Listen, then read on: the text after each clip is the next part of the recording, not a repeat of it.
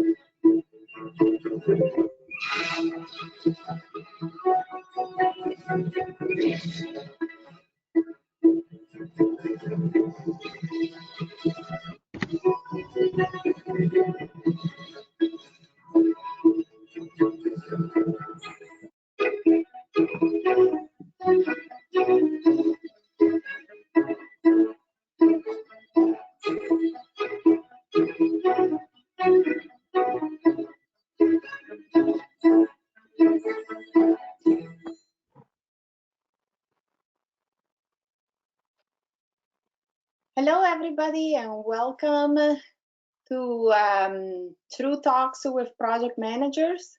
This is the third episode we are running, and the title is What is the Future of Project Management? Most of you who have attended the previous shows already know our host, Kendall Lott. And tonight we'll have two guests, John Cable, Director of Project Management at the Center for Excellence at University of Maryland, and David Pells, who is the Managing Editor and Publisher of the PM World Journal.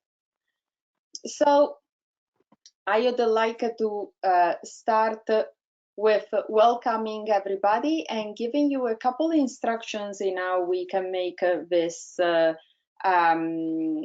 event more enjoyable for everybody who is attending live and for everybody who will be watching this as a recorded session. So please turn off your cameras. I see that everybody has already done that, but turn on active cameras only. You should have that option up top in your GoToMeetings invite, and that will allow you to read only the people who have their active camera and are talking.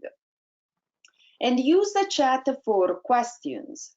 Please do send the questions as they come to you while we are going through the talk show, and we'll address them as we go.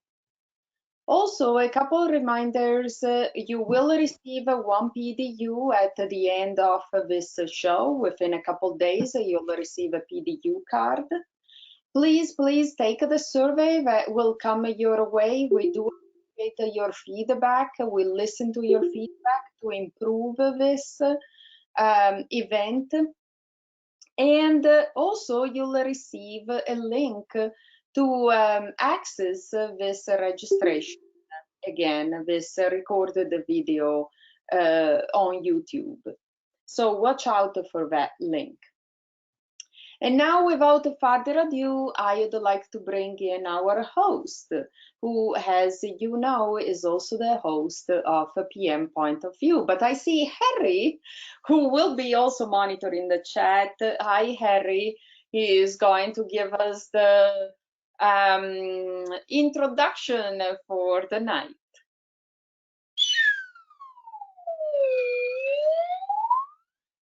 Take it away, Kendall.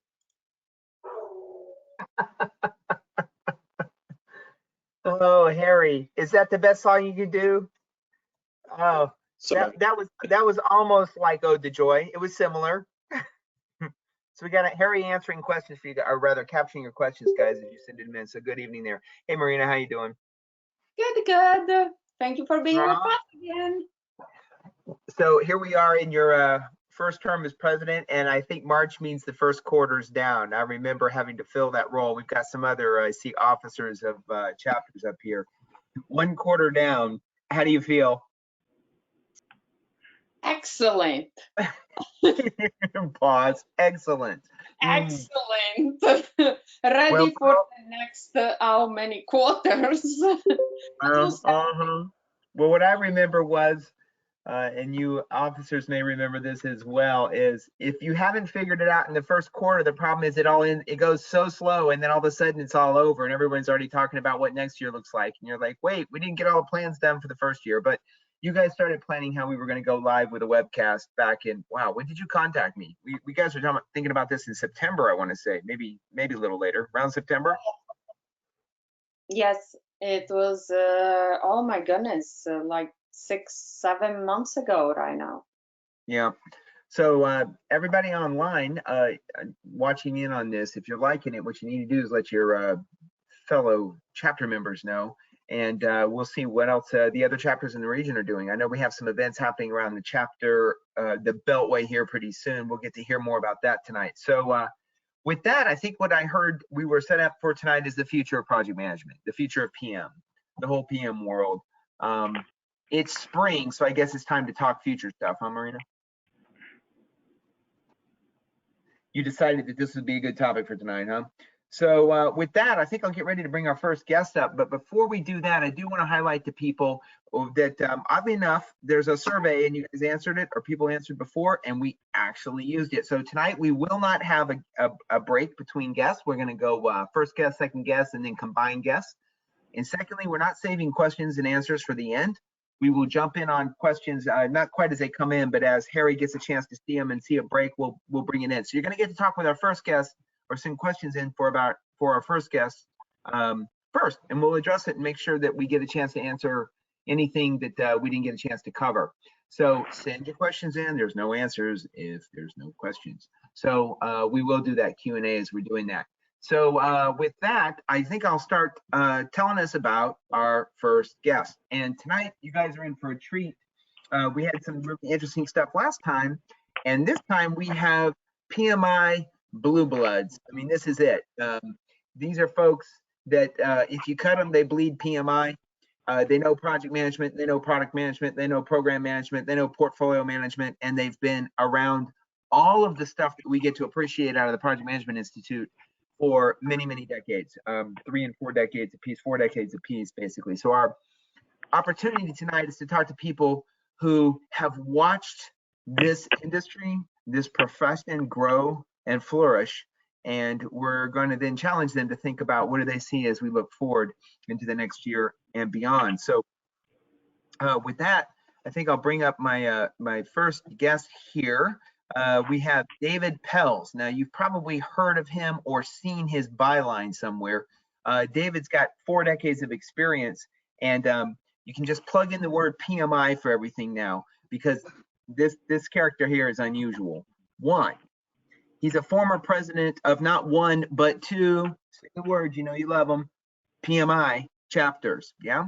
He also founded the first SIG. You guys know what a SIG is? I don't think they call that anymore. I'm not sure, but it's the special interest groups. He was the founder of PMI's first special interest group. He's also been on the PMI board of directors, which is quite an honor and an opportunity as well, I believe. And he was Person of the Year, PMI's Person of the Year in 1998. Basically put PMI in front of all the cool stuff, and that's him.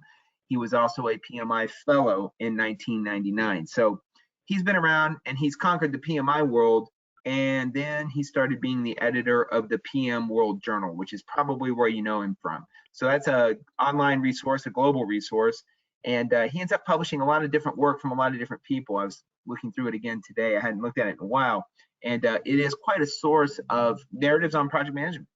And with over 3,000 publications that he's helped people put through, he's been able to really see how this industry is shaped and can speak to what we want to talk to tonight.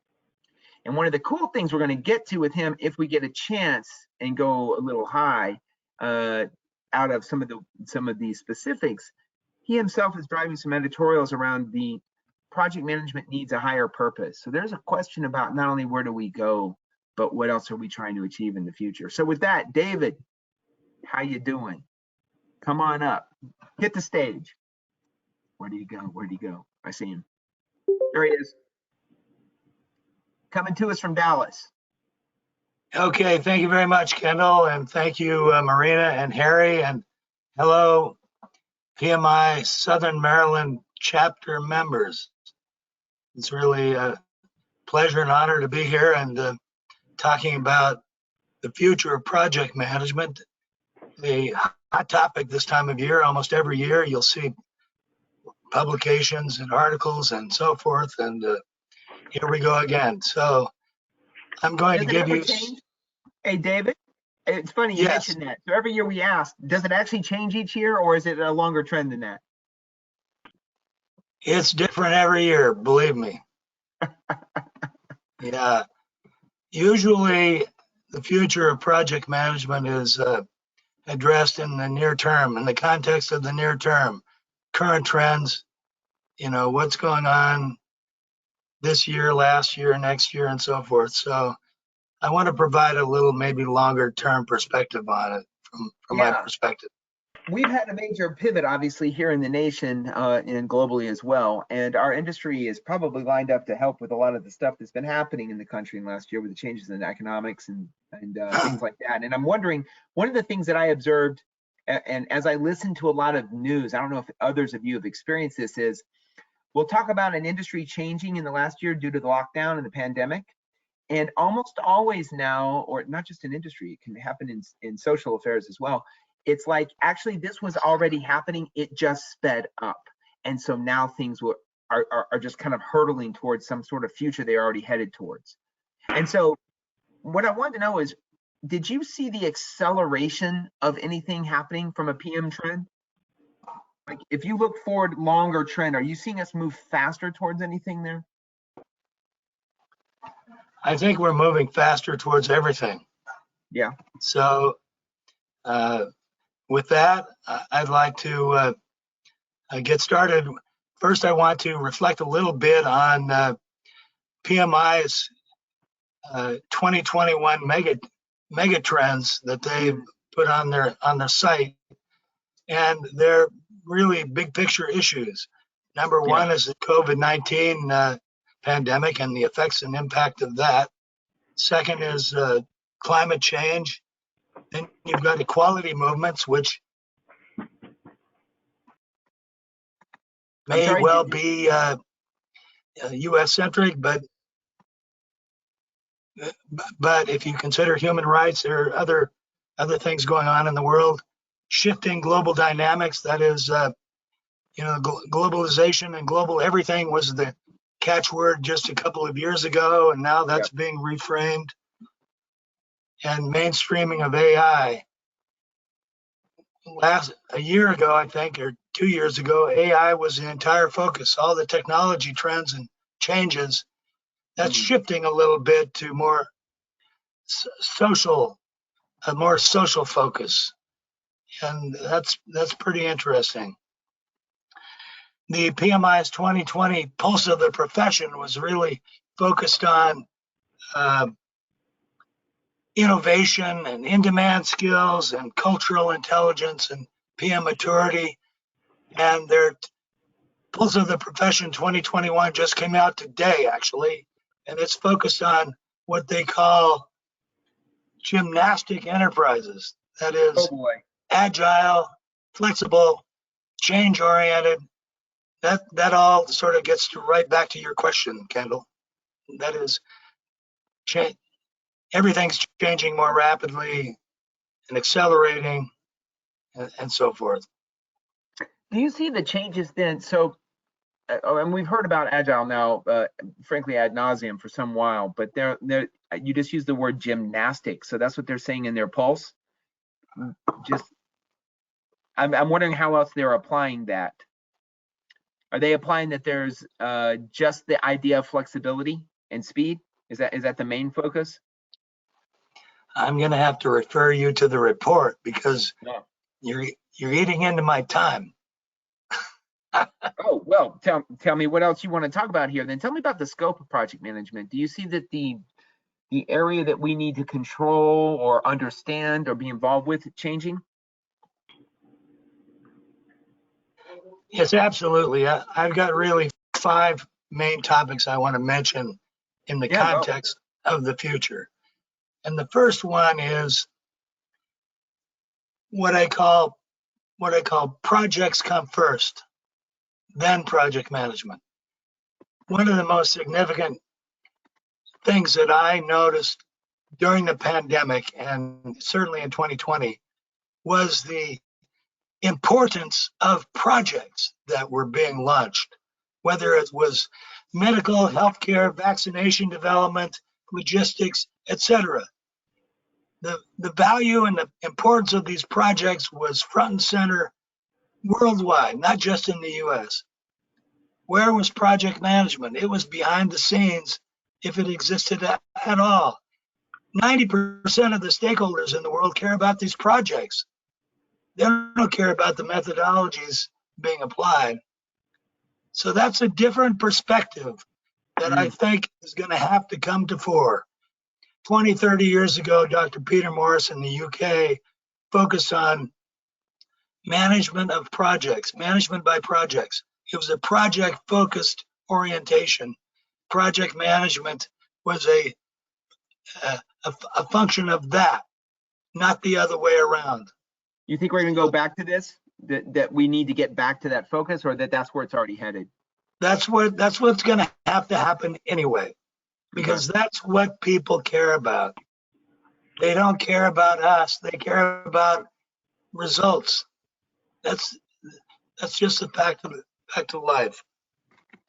The other big issue that I want to mention is that project life cycles, which has been sort of the heart of the standards and the models, is inadequate. It's totally inadequate now. As project management has moved towards program management and portfolio management, we've moved up in the food chain to strategic alignment and selection and prioritization of projects.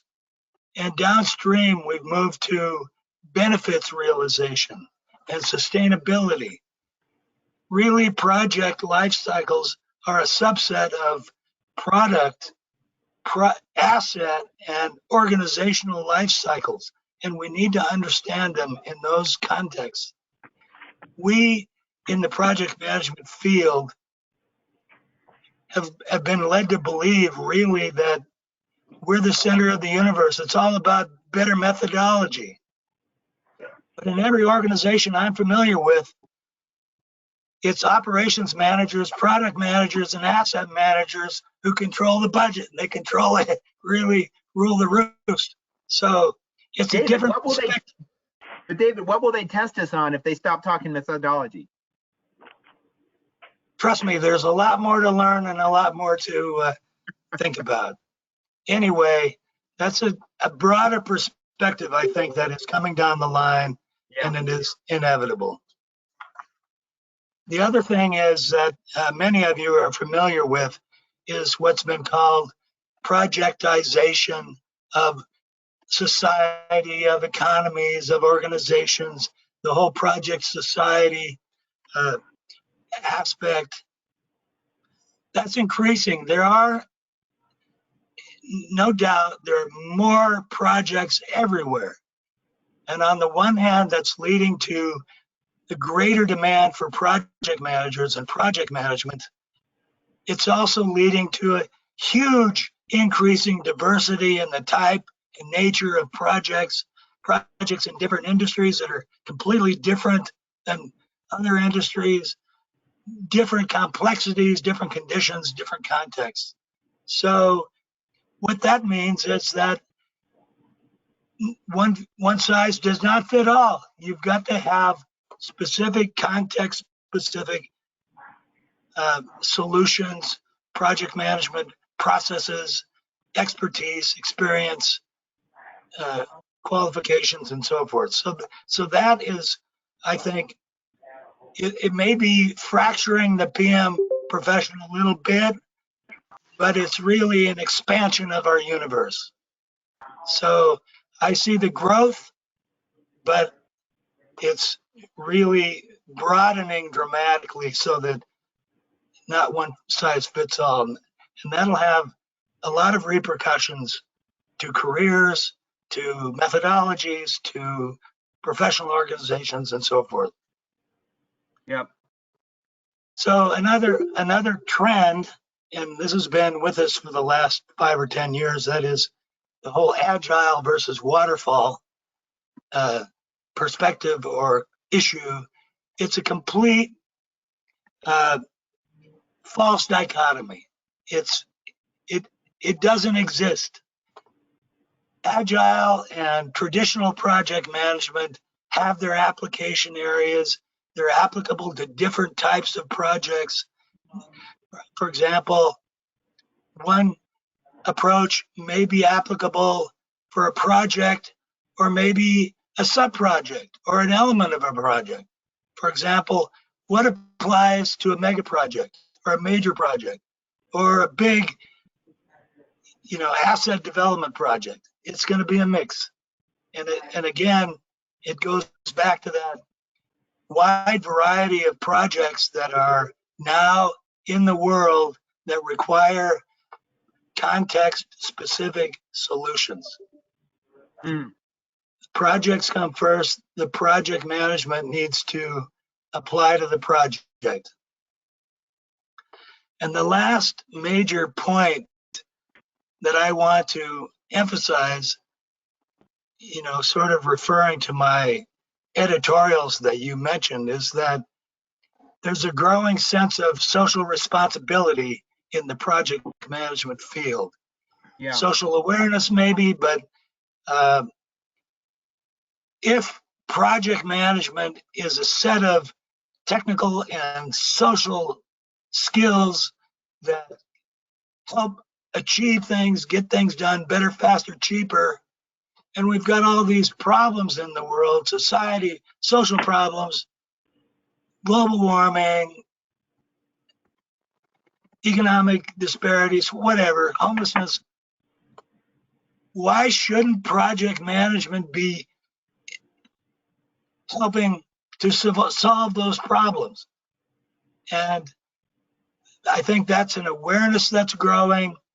The PM Day of Service is just the beginning of this recognition. But just like major corporations and organizations have a sense of social responsibility now, so must professional societies and professional organizations. And just like engineers and scientists have a responsibility for not only their successes, but also their failures, we too, in the project management field, need to embrace social responsibility. We need to add some value to the world, not just improve our careers and make more money at it. I mean, there's a lot more to life than being more efficient. I like your fifth point tied to your third point. When you talked about the projectization of things, this idea that there are more contexts for projects, which then has an implication for different knowledge base, different ways of doing it, different methodologies, and really having to make differences in sizes even of projects, tied to what you just said about the fifth point, where I thought, oh, you mean social projects, but no, you went further than that. The fifth one is a call to duty a bit, this idea that there's a morality underneath it or an ethics underneath it. It strikes me that if we were able to train in those broader areas of projects, that would help make it easier for us to be able to see and recognize that value in society. Are we ready with our tools? Well, that's an interesting question. In fact, we should realize or recognize that project management grew up focused on industry. That is the industrial sector. That is to accomplish industrial projects and business projects more efficiently, more effectively. That's also moved into government. The government sector, that is public funded projects, there's project management in every public organization because they've got a lot of projects. They've got massive projects, massive project budgets. What's been underserved is civil society. That is those organizations that do not get funding from the marketplace or from the government. Universities, nonprofits, social organizations, uh, it's really called the third sector in the equation, but there's a whole segment of society that's been underserved by the project management profession. Well, And go ahead. and that's just a fact. So we need to recognize that and begin to offer our expertise to the rest of the world. And in fact, the way to do it is by partnering with organizations.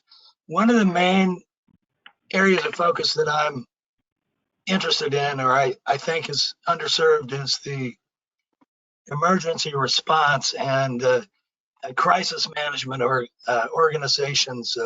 Take FEMA as an example. PMI and the project management organizations should reach out to FEMA, to other local emergency response organizations, and say, what do you need? How can we help you? It's as simple as that. And start to partner with these organizations to increase their capabilities, to teach them where they need more, and to incorporate their knowledge into standards and methodologies that we can then share with others.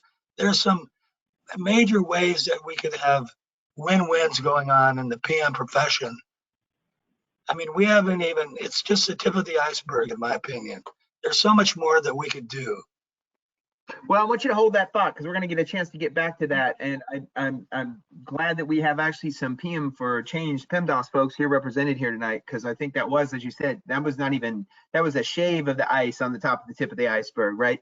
And I like where you're headed with that. And I think those are questions of broader social sensitivity and broader value for project management that we can bring forward. But with that though, because you talked about both the social contribution and also kind of where we will need to train and be ready to go next. With that, I want to bring up our next guest, also another piece of royalty, another man of royalty inside of our PMI world. Everybody on here has to know John Cable by now. So John Cable is the Executive Director of the Project Management Center for Excellence at UMD. And he is an anchor here in our Beltway area of project management. And for those of you that aren't aware of his background, he's not only got actually a background in the construction engineering, but he's been with PMI for a long time, and he helped set up how there are academic institutions that can help promote and have academic certifications and degrees in project management, including graduate degrees. So not only did he help set that up with his work at the Global Accreditation Center, which accredits these universities, he set one up here at one of the best engineering schools in the United States, the University of Maryland. So I want to bring him on. John, are you there? Mr. PMI's Distinguished Contribution Award? Well, I'm here. Can you all hear me? I absolutely can hear you.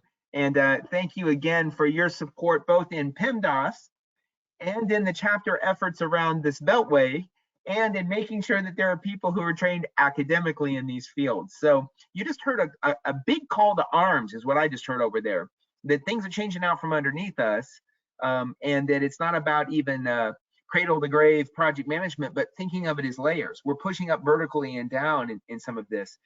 What can you tell us? And I'm just curious, and maybe I'm catching you off guard here, but how are we preparing people? Where are we doing our thinking to get us to some of those trends, to support the trends that David was just telling us about? What are you seeing? Well, Kendall, thank you. And Marina and Harry and the rest of you, I'm really delighted to be with my friends in the Southern Maryland chapter this evening. It's great to visit with you all, as I like to do. Let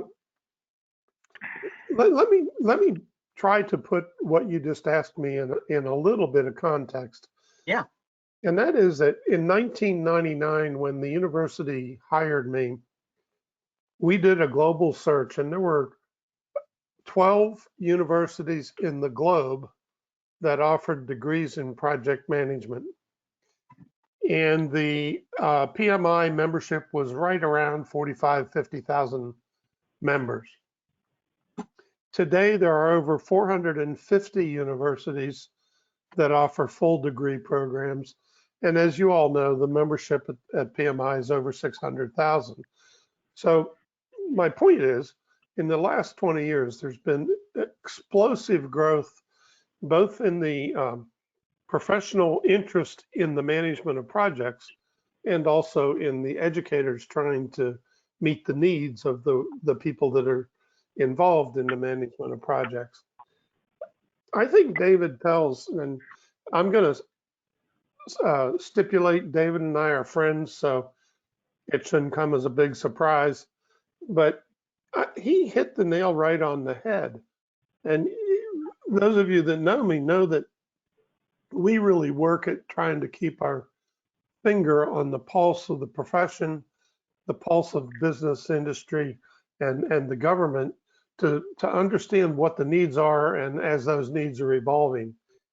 And we've made a lot of progress in the last 20 years. We started as one master's degree. Today we have 2 undergraduate minors, a graduate certificate, 2 master's degrees, a PhD degree. I'm very pleased to announce that this spring we're going to launch a new master's degree in product management. We are now in the early planning stages and have gotten preliminary approvals to launch another new master's degree in program and portfolio management. So we really agree with David's view that part of the responsibility of the folks involved in project management is to work outside of the bubble and at all levels throughout our society. And we've seen that as PM teams learn how to deliver value and they learn how to think strategically, be able, one of the things that's most important is that the organization, whether it's corporate or business, or industry or government, is what I'm trying to think of, they got to pick the right project. It starts with a good, well-reasoned strategic plan, and then project selection that supports implementing that plan. And our people can do so much to help that process. And one of the things that I think is terribly important that's going on right now, and it's one of the reasons I'm pushing with these new degrees in product management and portfolio and program management, is that people that have project management skills have so much to offer to the larger entity, be it a societal one or a business one or a government one, in trying to help with the implementation of a strategic plan, selecting the right projects. Now, when we got started, and I can remember, Kendall, years ago, Greg Balestro came to Washington and asked me out for dinner, and Greg and I were having a lovely dinner together, and he said, tell me what your view is of the future of project management. And I said, look, right now, right at the beginning of all of these universities, we're struggling really hard to teach project management fundamentals. We're trying to get everybody to have a common vocabulary and learn how to think about execution and delivering value. But listen, my friend Greg, it's going to expand to much beyond individual project execution. And I believe that David has clearly articulated that this evening. And I believe that we are trying very hard to respond to that from the academic world to make a much broader programs. And the other thing that I would mention outside of the degree work is we have an extremely active effort in creating MOOCs or massive open online courses that are free to provide just-in-time skills to the working professional. They can sign up, take a course, it's a couple weeks long, and they know a lot more than they did when they started. I liked your just-in-time concept there because that ties to what we heard from David earlier about the gymnastic organization or the gymnastic project. We're going to need to not have to spend forever studying and reading another 580-page book. It's going to be about getting the just-in-time. And that's my notice even with what chapters are dealing with and kind of what we're trying to do here tonight even, which is what is something I can get kind of like right now that is thought-provoking, something I can use, something I need to aim for, something that I might remember tomorrow. I found that a lot of my project management background and training felt like kind of old school education, and that's not bad. It was comprehensive and thorough, I think, for the scope it had. But it didn't ever feel like I could, rip out page 37 and go to someone and say, I want a charter and I want it like this, and I need to do it this way.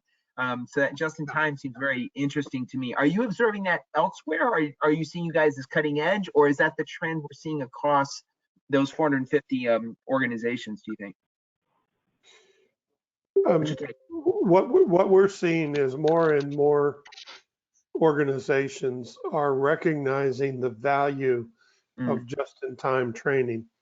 And so on the individual side, if let's say I'm a project manager and on Friday afternoon my boss comes in and says, hey Cable, what's all this Agile crap about? I want you to be ready to tell me about it Monday morning. Well, right now I can go on to the edX website. I can Google Agile Project Management. I can take 5 different courses on it. And by Monday morning, I can be smart about how to define this for my boss. And you can cut that across all kinds of things of data analysis, communications, leadership skills, all the different elements of project management are going up on edX. We're going to post 50 brand new courses within the next 24 months. We've got 26 in the mill right now. And I think this just-in-time learning is a really, really fundamental thing.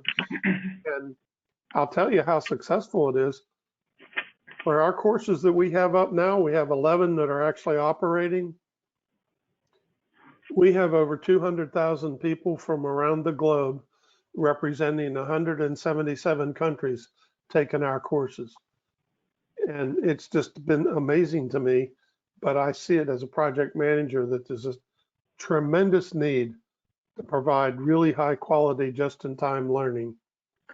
And so we're doing that as well as academic stuff. That seems to be evidence of what David was saying. So let's bring David back up online here. David, you still there? He may be taking care of his throat there. There he goes. So we're all up here now. This was an interesting question. 200,000 people, and you're still not even expanding to all of the different types of coursework you would have. This speaks to what skills are going to be needed. David, you laid out the big, almost call to action that we have to have, and that it has changed on us, where we have to pay attention as project managers. From what you've been, reading, editing for people, and putting your own thoughts into, what are the skill sets that people are probably going to need to see? If all of us on here are probably PMPs, but we've got junior folks behind us that we need to tell them project management's important. What are the skills they're going to need to see? What's an example that's beyond what we've learned in the PMBOK already? Well, frankly, I don't think there's an easy answer to that. Yeah. I firmly believe that the key to success in project management is to study the hell out of your project and understand it completely. You need to understand your project first and foremost. What industry, what's unique, what's not, what are the technologies, what are the risks? You need to understand those factors, and then you can then you can better understand not only what you need to know more about, but also what methodologies are most appropriate for your project. Yeah, definitely one size does not fit all. I mean, one of the problems is pick a project, pick an industry, pick a context. Complexity is increasing. It just is, and it's not an easy thing to get your arms around. The only way to really understand it is to study the hell out of it and to try to understand everything you can about your project. That's my opinion.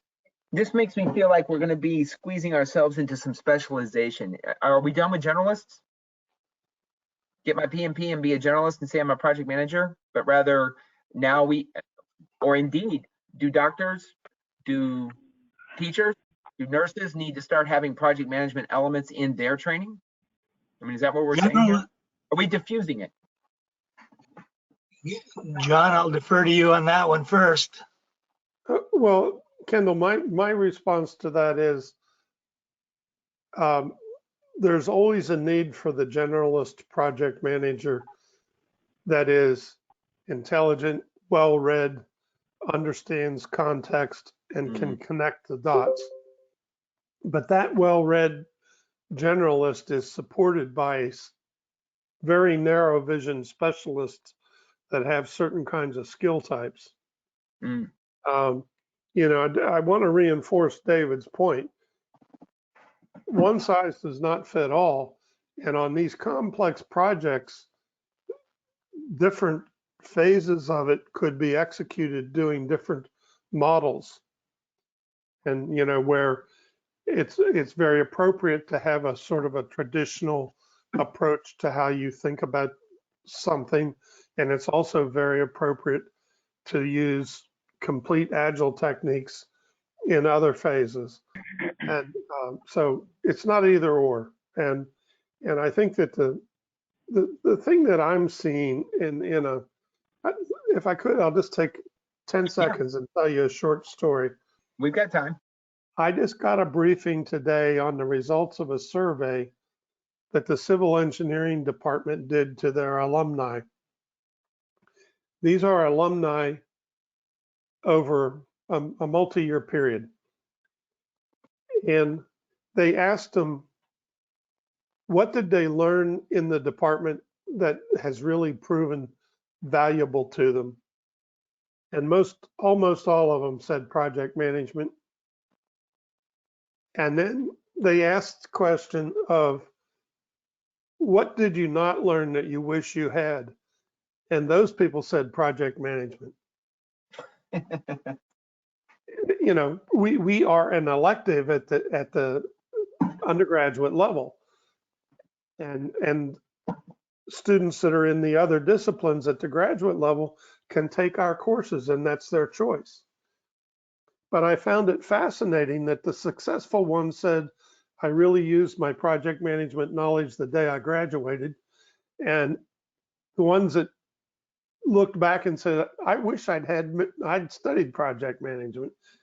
And what that tells me is these are practicing engineers. You know, they're the number crunchers. And for them to begin to realize how important the knowledge is to their work, I think is phenomenal progress. That's my story. So that makes me wonder then, what's the magic in project management that we're seeing that's not just how we train? What is the key thing that the other professions don't have that is needed, that has been true and that will be needed going forward then, as you guys described? I'm hearing almost a diffusion. We're in multiple layers. We're looking across and connecting to product and program and portfolio, of course. We're talking about the context changing for us, projectization of the global society, right? You talked about that, and you're talking about even a higher calling for it, that it has applicability in so many different lenses, and that there'll be many different types of project managers. So given this almost complete diffusion, that makes me wonder, What are the core elements that are so valuable that seem to be so needed? Is it a context of scope and schedule? Is it the context of the communication? What do you guys think? David?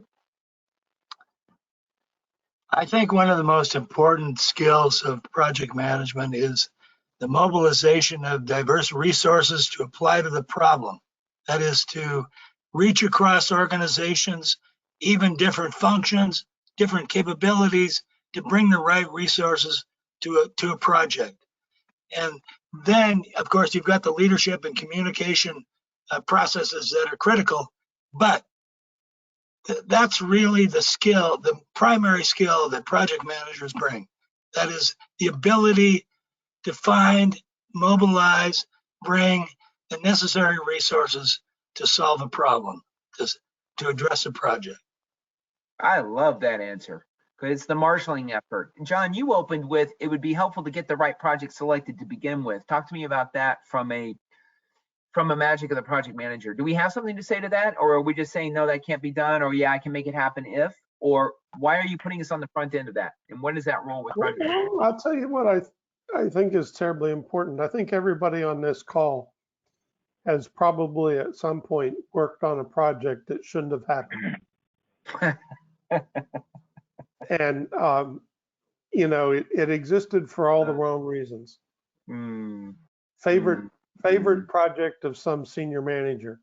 And I just think that, you know, one of the things that I like to teach students is to make sure that the context of the project is intrinsically lined up.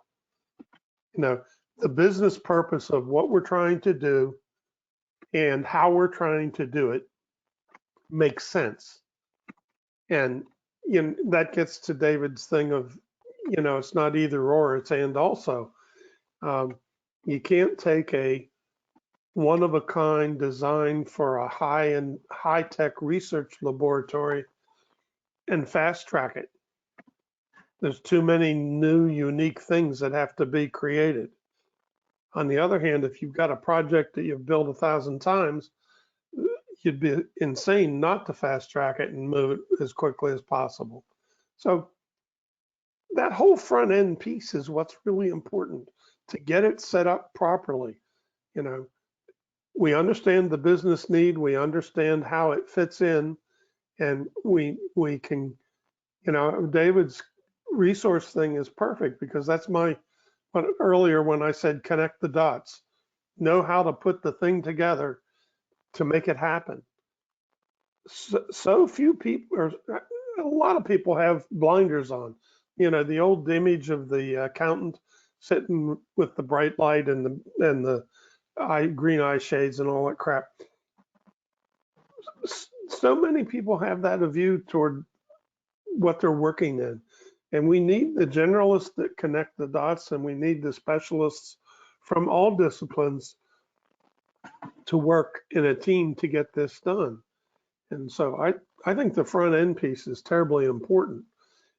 And you know, if you talk to people that find themselves in program management roles that were previously project managers, well, they find themselves working with program managers that don't know anything about projects. And so one of our roles, and I get on this bandwagon all the time, is try to help people that are not in project management understand that project management can play a key role for them.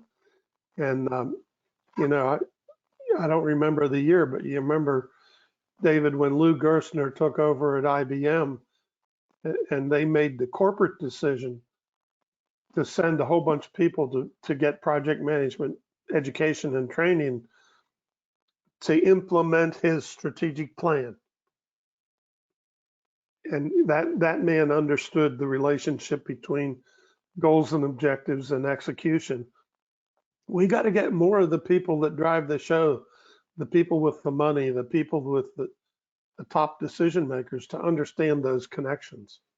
David gave us a great organizing principle for that. I've always wondered, what do we need to tell the executive class about, well, or just below the top of the executive class sometimes, What do they need to know about projects? You know, we love projects. So we're like, yeah, if you only understood this. But this marshaling of resources, that sounds like something they can hear.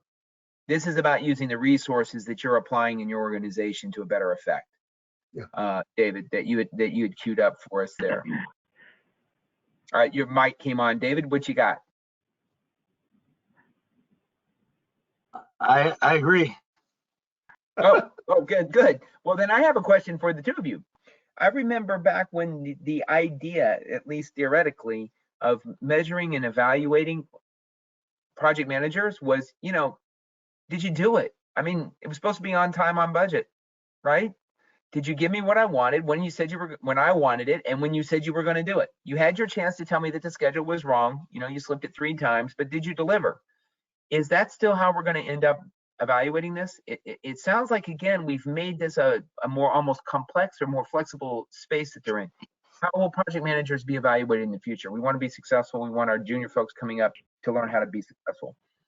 What do you got, each of you? Go ahead, Dave.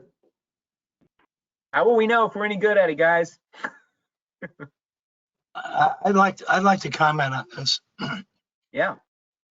I'd like to revert to some memory here.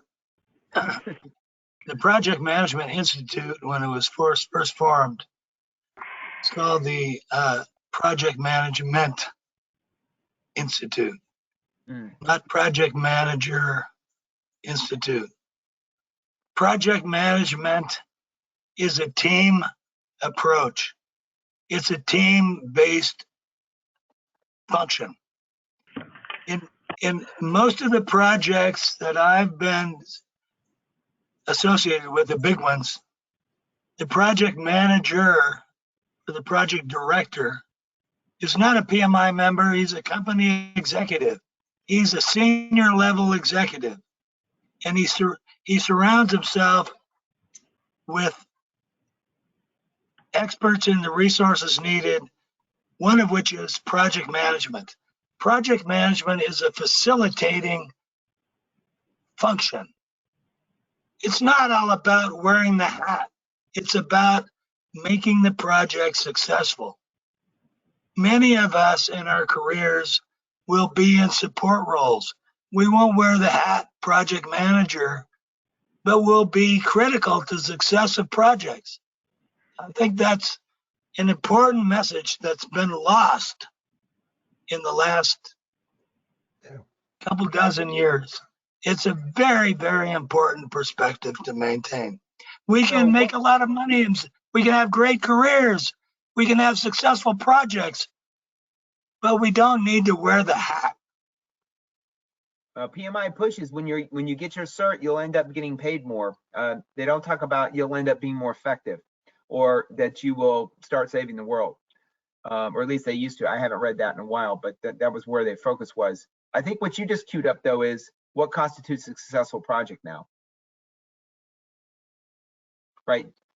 I mean, it's about delivering the project, but what constitutes a successful project? Is it delivered on time? No, it's bigger than that. Well, again, it gets back to the project management needs to fit the project.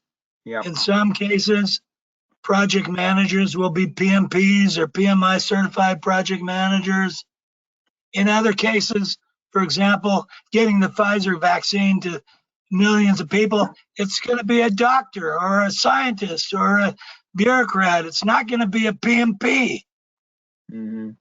But we can help make a huge difference. We can get it there better, faster, cheaper. Anyway, that's my. Yeah, John. What's your take on this? I just want to build on David's point, and that is that the way we measure success is, did we deliver value? The bottom line is benefits and value. And we have all kinds of challenges, all kinds of disruptions. We have all kinds of things to deal with. But you know, the bottom line is, did this effort deliver value? Did it deliver what was intended to be delivered? And you know, sometimes that'll happen and it will be way over the schedule. Sometimes it'll happen and it'll be way over the budget, but it accomplished the business purpose it was intended to. So I think one of the things we have to keep in mind is delivering value. Yeah. And we want to do it as efficiently as we can and be as smart about the whole process. But the bottom line is a completed project that doesn't deliver value is of what it's useless. You know, it's interesting you said we might even be over budget to do that. And there's a lot of thinking around that, right? The time to apply more dollars to something to make sure that you get the value that you needed or even more, right? In terms of deadlines, for example. But I'm wondering then, that also makes my executive heart cringe a little bit, that I was told one thing, sure, I got what I wanted, but it took more, and I thought, why does that make me cringe? I'm wondering if there's a question about control here. Are project managers bumping up against how executives need to perceive control? Frankly, it's a broader question. Is management the wrong question to be asking here at all? So what do you think about the role of control and how project managers are going to bump into that? What do we need to be able to do to adjust to that? Control is an illusion. Ah. So executives actually can't really anticipate that this should take this much to give me this much value. Well, so much for budgeting then, right? Hey, Kendall, we have a question. Let's get with the question. I'm sorry, go ahead, Harry. Somebody sent in a question. Read it to us. Yeah, so we have a question about OKRs, which are objectives and key results. And so the question is for both David and for John. And the question is, what do you think about using OKRs to measure project value?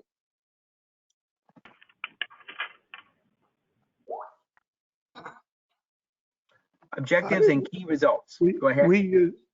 It might surprise you, but we use OKRs to measure how we're accomplishing our strategic plan in our program. Yeah. I think that interpreted properly, they're a very convenient and useful tool. David? That sounds like at the strategic plan level. Yeah. Not within the project so much. David, thoughts on OKRs? Anything? Yeah, I don't know about OKRs, but KPIs are just a basic function of project governance. You need to have some way to assess performance in a pretty summarized level at the executive level. So, you know, whatever is appropriate for your project or for your program or your organization. Yeah, I mean, something is needed. You decide. What you need to track it. Okay, well, good. We're going to leave it there. So as we wrap up here in the next couple of minutes, David, where can people follow you? What's up next that they should be watching for out of your space? Hit the website. What you got? Yeah, I just have to put a plug in for the authors that we publish every month. We've got some real thought leaders. Alan Stratton in Australia, he's a lifetime member of Australian Institute of Project Management, one of the founders of that organization. We've got professors, we've got great people. John is actually the author of a series of articles on converting to online project management education. So go to www.pmworldjournal.com and check it out. Excellent. John, what do you got? Where can they follow? Oh, you've got something coming. Tell them about it. Well, you know, guys, we've got this is our 8th annual symposium. 8. Number 8. Can you imagine that, Kendall, when you and I talked about the first one? Yeah. We're very excited. It'll catch you by surprise because this year, due to some scheduling problems, instead of being in the first week in May, it's actually April 22 and April 23. But get this, as of this morning, We have 200 more people registered than same day last year. We're very excited that the community response, we've got a good program. It's up on the symposium website. You can look at all the speakers and all the breakout sessions. We're very pleased about it. And I won't mention the name, but one of our government agencies that has always been active in sending their people sent me a note that they've had 100 of them sign up this year. Excellent. So we're pleased with the traction, and I just finished reviewing almost all the slide decks for the presenters, and they've got some really great material. You guys are going to love it. Please make sure it's virtual, so it can't be easier to attend. Well, I will. We'll leave it there. I got a chance. I'll tell everyone here on the call. One or two podcast episodes ago, I did was with 3 of your main stage guests, and we didn't even cover what they're going to be covering with you. I just asked them, because of their knowledge, let's talk about some other stuff. I found them really, really interesting. We probably could have gone on for hours, even like we could tonight. So they were very interesting to talk to. Global audience, global presentation. So congratulations on year 8 on that, and we'll look forward to everyone. Oh, I see Kathy there. Look forward to everyone being able to join that wants to. So with that, we're going to close this out and bring Marina up, who's going to take us off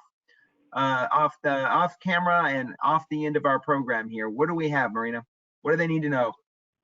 Thank you, everybody. Thank you, David, John, and Kendall. I'm going to just close up with, again, a couple items that everybody should be looking for coming up. So please, again, you will receive one PDU card, so be in the lookout for that in your email. And for the survey, we'll also send the online link so that you can watch this again. We have coming up our book club meeting tomorrow night. We have a few people signed up, so if you want to check it out, you're still in time probably.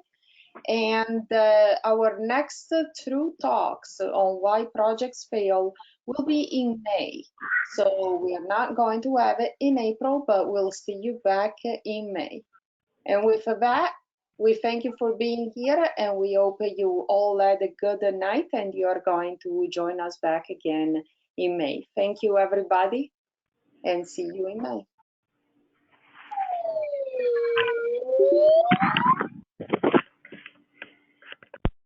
Thank you, Harry.